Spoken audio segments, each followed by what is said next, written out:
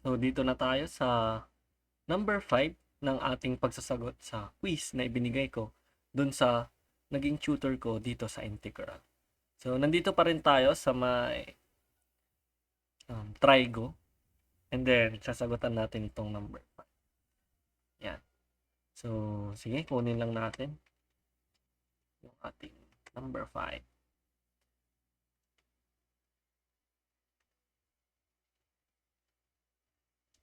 Oh, ayun si mama. Yan.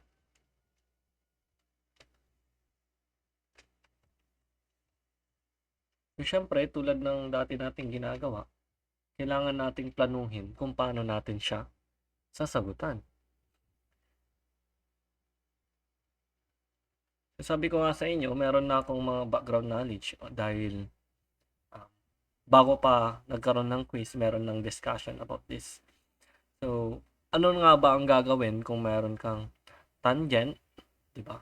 Tangent na odd or tangent na even. Dito natin yan i-apply. So, ngayon,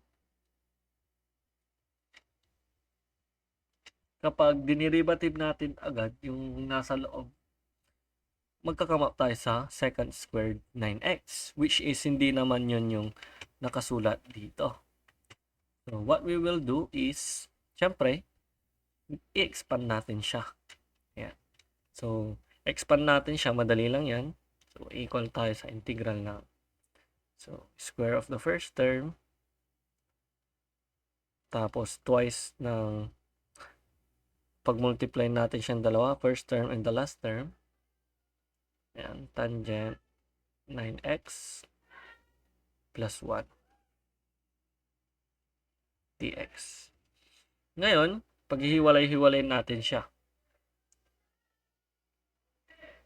Yan. So, gawin natin is tangent squared 9x dx minus 2 integral of tangent 9x dx and then plus integral of dx. Kasi 1 times dx dx. So, yan. So, yun nga. Ano ang gagawin natin kapag naka-even yung ating tangent? At ano naman yung gagawin natin kapag naka-add yung ating tangent? So, yan.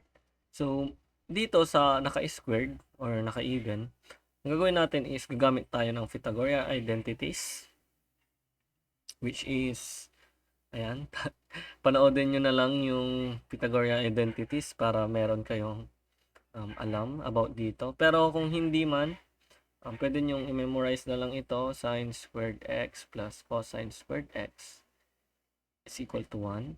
Ayan, and then si tangent squared x plus 1 is equal to secant squared x. And then lastly, si 1 plus cotangent squared x is equal to cosecant squared x. Ayan. So, yun yung tatlo na kailangan i-memorize. Then, I think, proceed. So, palitan natin to, but tangent squared 9x is equal siya sa secant squared 9x minus 1. Which is, kinuha ko lang siya dito. Okay, then substitute natin siya. So, magiging na siyang ganito. So, integral of secant squared 9x.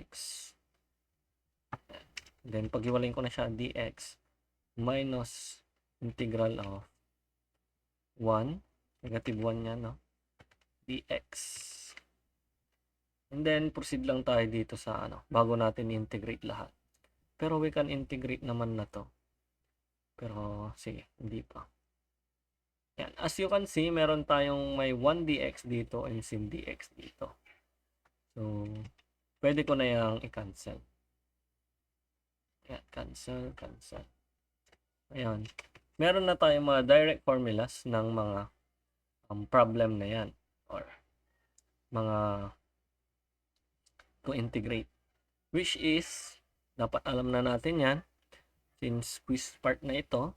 So, yung integral ng secant squared 9x, or sige, x pa lang muna, para hindi muna natin isama. Ang integration yan ay tangent x, o tangent u, ganon. So, dagdagan lang natin siya ng 9, then 9, and then, syempre, yung integrating factor niya na yung kulang siya ng 9 or 1 all over 9. Kasi nga kapag dinerivative natin tong tangent 9x, secant squared 9x, tapos yung nasa loob pa niya na 9x. Or sige, to make it more simple, I use u na lang. So integration of secant squared u is equal to tangent u plus c. Ganyan sana. Pero ang u natin, let u natin is equal to 9x. Du natin is 9 dx. So may neutralizing factor pa tayo ng 1 all over 9. So ganyan yung gusto kong sabihin. So our answer will be 1 all over 9 and then tangent u, or that will be tangent 9x. Dito naman sa negative minus 2, yan. May neutralizing factor ulit tayo na 9, and then that will be ln that is sine over cosine x. So that is ln of cosine. Yeah. Pero law of cosine x.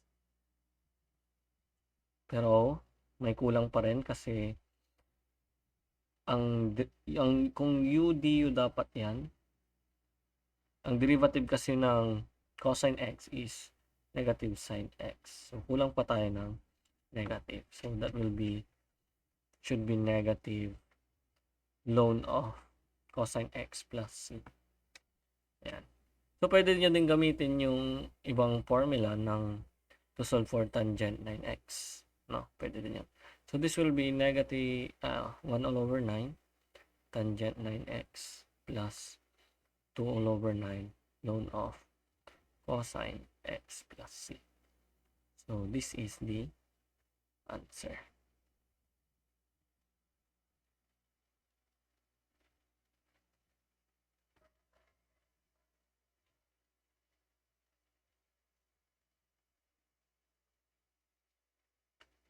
I think yung ano is tangent x plus secant x. Ayan. Ano bang derivative natin is secant squared x plus secant squared x plus secant x tangent x. Ayan. And then kunin mo lang si secant. Para sa secant pala to. So that will be secant x plus tangent x all over tangent x plus secant x. So makakancel to, cancel. So yung sinasabi ko is this one is for secant x is the ln of secant x plus tangent x. So this one will be the answer. So ano ba yung mga kailangan nyo pang dito is, dapat alam nyo yung basic integration rules, and then kailangan nyo din ng yung mga identities natin. So kailangan nyo talaga yon. So kung sakali man talaga, best is alam nyo yung hexagon identities natin, which is nandito sa video na ito. So pwede nyo click yan para panoodin. So hanggang dyan na lang muna, hanggang sa susunod na mga number.